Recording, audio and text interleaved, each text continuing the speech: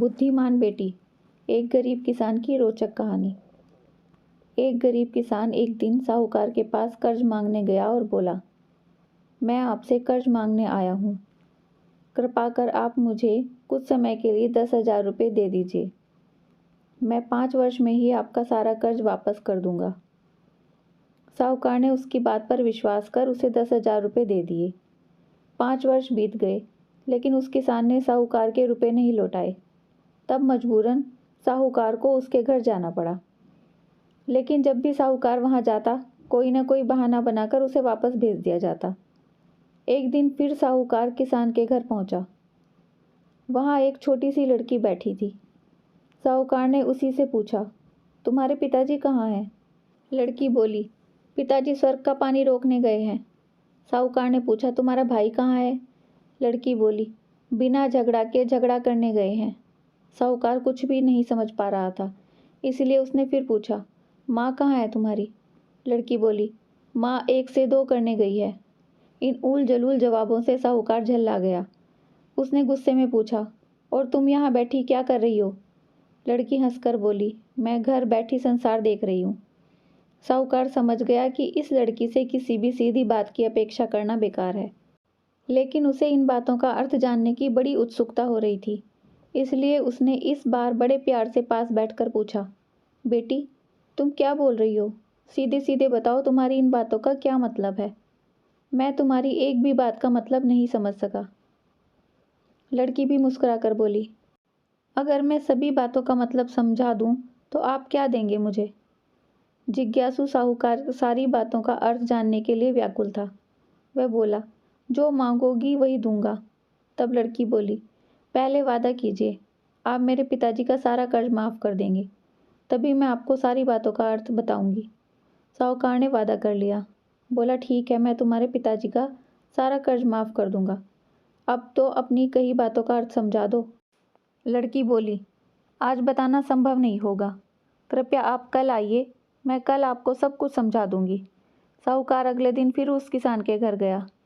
आज घर के सभी सदस्य वहां मौजूद थे, किसान, उसकी पत्नी, बेटा और उसकी बेटी भी। साहूकार को देखते ही लड़की बोली, श्रीमान, आपको अपना वचन तो याद है ना? साहूकार बोला, हाँ मुझे याद है। अगर तुम सारी बातों का अर्थ बता दो तो मैं तुम्हारे पिताजी का सारा कर्ज माफ़ कर दूंगा। लड़की बोली, जब मैंने ये कहा था कि पिताजी स्वर्ग का पानी रोकने गए हैं, इसका मतलब था कि वर्षा हो रही थी और हमारे घर की छत से पानी टपक रहा था।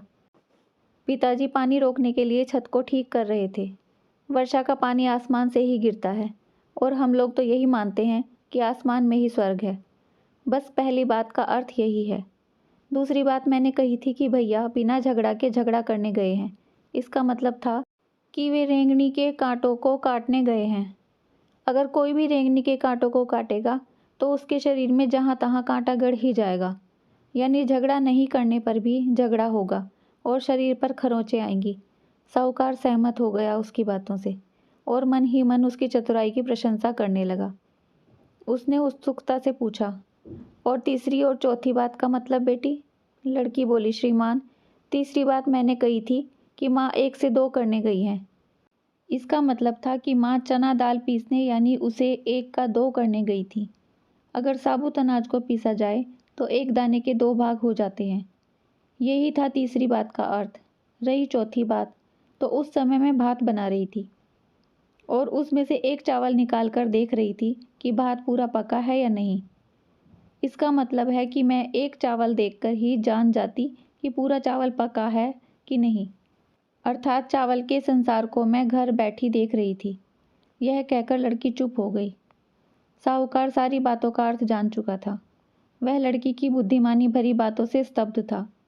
फिर साहूकार ने कहा, बेटी तुम तो बहुत बुद्धिमान हो, पर एक बात समझ में नहीं आई कि ये सारी बातें तो तुम मुझे कल भी बता सकती थी, फिर तुमने मुझे आज क्यों बुलाया? लड़की हंसकर बोली, मैं तो बता ही चुकी हूँ कि कल जब आप आए थे तो मैं भात बना रही थी। अगर मैं आपको अपनी बातों का मतलब समझाने लगती तो भात गीला हो जाता या जल जाता, तो माँ मुझे ज़रूर पीटती। फिर घर में कल कोई भी नहीं था। अगर मैं इनको बताती कि आपने कर्ज माफ़ कर दिया है तो ये मेरी बातों का विश्वास नहीं करते। आज स्वयं आपके मुंह से सुनकर कि आपने कर्ज माफ़ कर दिया है, जहां इन्हें इसका विश्वास हो जाएगा वहीं खुशी भी होगी।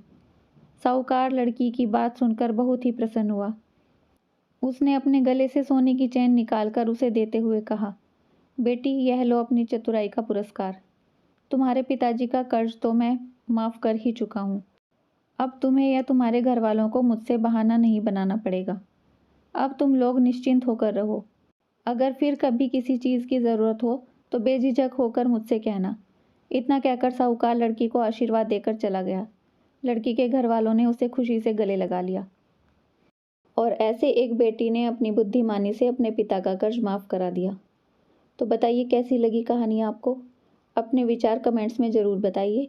अगर अच्छी लगी है तो लाइक कर दीजिए, शेयर कर दीजिए ज़्यादा से ज़्यादा इसको अपने दोस्तों के साथ, अपने परिवार के साथ।